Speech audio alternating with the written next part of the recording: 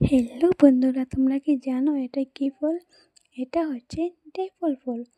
তোমরা যদি জেনে থাকো তাহলে কমেন্ট করে বলো। আর আমরা এগুলিকে ডেফল ফল বলি। তোমরা কি বলো অবশ্যই জানাবে আমাকে।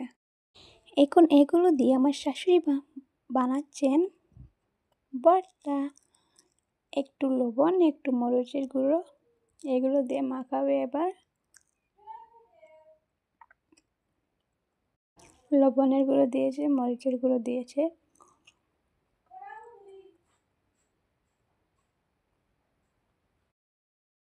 এবার এগুলো মাখাচ্ছেন, দেখি কি হয়।